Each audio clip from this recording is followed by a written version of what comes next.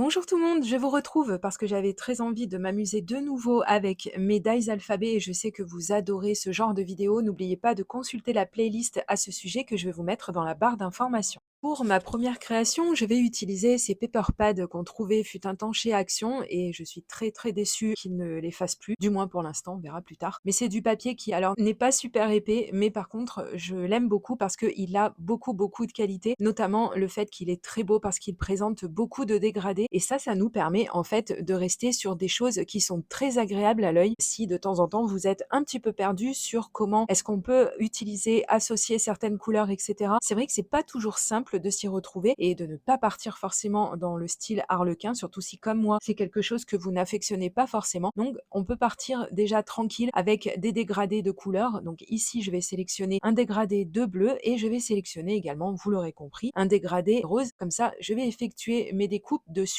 Donc je commence déjà dans un premier temps par faire une première découpe à main levée de ce papier et puis ensuite je viendrai redécouper tout ça correctement une fois que j'aurai pris quelques petites mesures.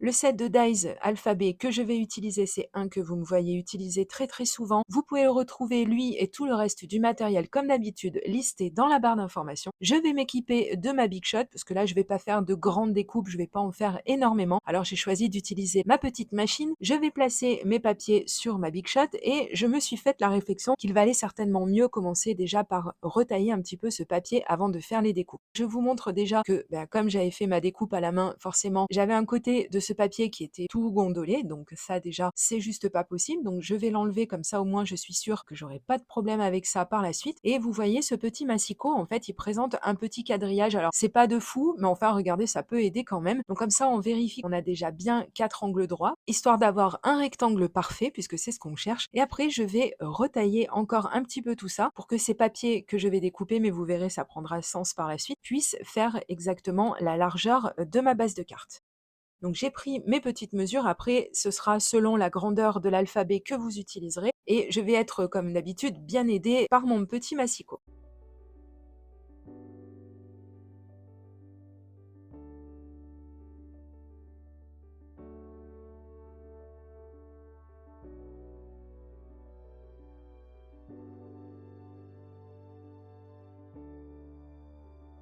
Voilà, j'ai retaillé un petit peu tous mes papiers parce que c'est vrai que c'était pas forcément la peine d'avoir quelque chose de trop grand et puis comme ça va me permettre d'être un peu plus alignée sur les mesures des die lettres que je vais utiliser.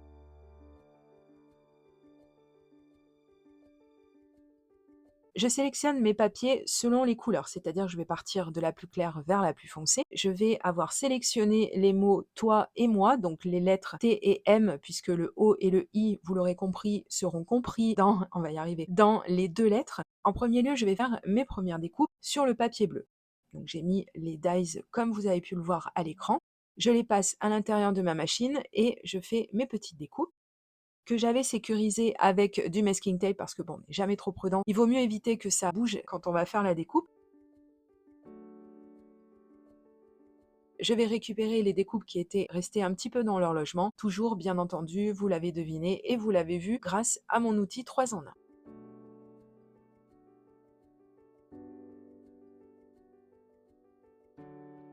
Voilà déjà dans un premier temps ce que ça donne et surtout je vais bien garder la chute des découpes précédentes. Et évidemment, je vais faire pareil avec les papiers roses. Donc je fais strictement pareil avec quasiment le même matériel, la seule chose qui va changer, c'est la couleur de mon papier. Et évidemment, la première lettre de chaque mot. Ensuite, donc, je vais faire une découpe, mais qui ne me servira pas forcément tout de suite. Mais enfin bon, au moins je vais la faire et puis ça va me permettre de vous montrer que dans ce set de dice, pour ceux à qui ça aurait échappé, il y a aussi des symboles et ça c'est vraiment bien. Ça nous permet de compléter si on a besoin d'un signe, par exemple plus, égal, etc. Et ça c'est plutôt bien. Donc j'effectue ma découpe toujours avec ma Big Shot. Je vais récupérer cette découpe comme je l'ai fait auparavant. Et voici ce que ça donne. Donc je comptais la mettre entre les mots toi et moi, vous l'aurez compris. Mais vous verrez qu'il y a toujours beaucoup de péripéties dans la vie d'une scrapeuse et que finalement je vais être obligée par la force des choses de faire autrement et finalement j'aime beaucoup plus le résultat que ça aura donné. Alors on continue dans la réalisation de notre carte. J'ai pris ma plateforme magnétique parce que là, encore une fois, ça va bien me servir pour essayer d'être le plus droit possible. Je vais coller les papiers à travers lesquels j'ai fait les découpes de mes petites lettres. Donc là, on va travailler avec le négatif de la découpe. Et si on a réussi à couper nos papiers correctement, on va se retrouver avec nos 3 papiers alignés parfaitement. Donc je les ai collés avec la Tacky Glue, comme ça je sais que ça colle très vite et très bien. Il n'y a aucun risque que ça se décolle. Elle est vraiment bien cette colle. Et vous avez vu, j'ai placé ma règle en fonction d'une ligne sur laquelle j'ai voulu aligner justement tous mes négatifs de découpe.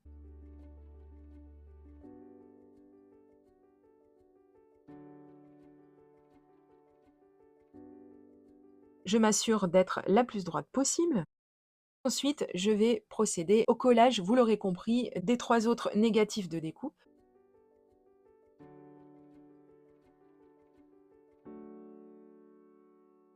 Donc là, c'est vrai qu'une fois qu'on a mis sa règle, comme elle est magnétique, et ben c'est vrai que la règle ne bouge plus et on est vraiment au cordeau.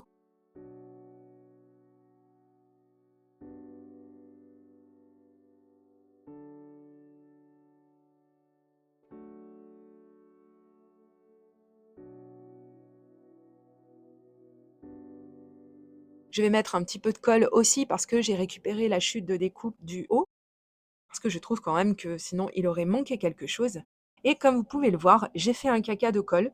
Voilà. Et alors là, j'ai essayé de gommer et j'ai vu que malheureusement, ça enlève une partie de la couleur du papier, donc j'ai vite arrêté. Et là, je me suis dit, il va falloir que je trouve quelque chose. Donc déjà, dans un premier temps, je vais retailler mon devant de carte, qui, comme vous le voyez de toute façon, était beaucoup trop grand pour rester comme ça. Donc je reprends mon petit massicot, je fais ma découpe. Et là, déjà, ça va revenir centrer un petit peu tout ça. Donc déjà, c'est déjà plus agréable à l'œil, mais il y a toujours ce caca de colle et ça m'ennuie fortement. Alors, plutôt que de mettre le plus que j'ai découpé auparavant, j'ai essayé avec quelques découpes. Donc celle-ci, la découpe esperluette. Je voulais voir si, en la positionnant au-dessus de ce petit caca, si ça pouvait arriver à cacher tout ça. Et effectivement, c'est ce qui se passe. Ça en cache la majorité et alors là, j'étais très, très contente parce que ma carte était sauvée et que, à part vous, personne est au courant. Alors vous le voyez, j'ai dévié un petit peu. Alors c'est formidable, j'ai pourtant pris des mesures. J'ai été aidée par beaucoup d'outils et pourtant j'arrive encore à ne pas avoir eu un résultat des plus parfaits. Mais bon, écoutez, c'est pas très grave. Je ne saurais jamais couper droit de toute façon. On va continuer dans les créations et cette fois-ci, je vais faire une carte de Project Life avec les chutes de découpe, donc avec le positif, si on veut, des découpes que j'ai faites auparavant. Je vais être bien aidée pour découper ma petite carte de Project Life aux bonnes mesures grâce au die Project Life que je vous avais présenté dans un haul craftelier. Donc ça, c'est vraiment super, ça vous permet de gagner du temps et ça vous évite de prendre des mesures, de venir découper, et cetera. Là, on passe le die avec le papier dans notre machine et ensuite, je vais arrondir les bords puisque mon Project Life est comme ça, mais ça, c'est une étape tout à fait facultative, vous n'êtes pas du tout obligé de le faire.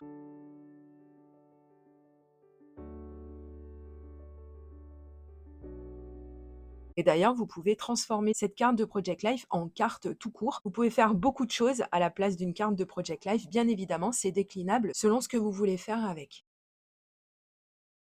Je reprends ma plateforme magnétique. Là, encore une fois, je vais devoir être bien aidée parce que, mine de rien, cet alphabet, il est très très beau. J'aime beaucoup. Mais alors, il est très très fin et c'est pas toujours simple d'arriver à le coller correctement, d'autant que, comme d'habitude, j'ai oublié de mettre de l'adhésif double face à l'arrière, mais enfin ça, on commence à avoir l'habitude. Et puis parce que, effectivement, on est sur du blanc, on n'a pas beaucoup de repères, donc heureusement, la plateforme magnétique, ça va beaucoup beaucoup m'aider.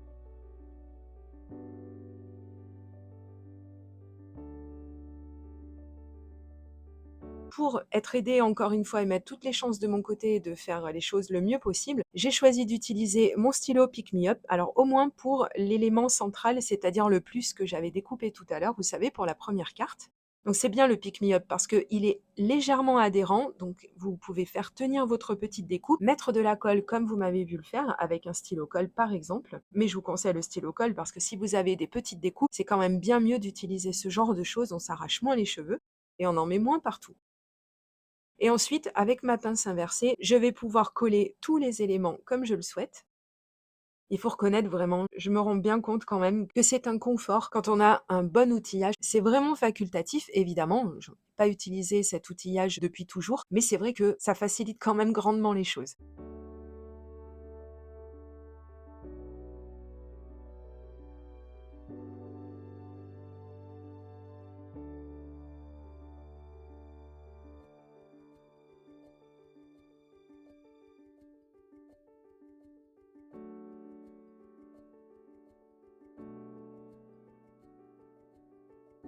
Voilà ma petite carte terminée. Moi, je la trouve très, très jolie. Elle est pleine de couleurs et en même temps, elle est très simple. Et ça, c'est mon mood du moment. Mais ça, je pense que vous l'aviez compris. Et puis, on va regarder de nouveau la première carte que j'avais faite. Donc, vous voyez, en plus, on fait de la récup. Comme ça, on n'a rien jeté. Et on se retrouve avec deux créations bien différentes, toutes simples, mais vraiment toujours très efficaces. Donc, je vous laisse me dire ce que vous en pensez dans les commentaires. Merci si vous partagez cette vidéo sur vos réseaux sociaux, ainsi que pour le petit pouce en l'air comme d'habitude. Et je vous dis à très, très bientôt pour de prochaines vidéos créations.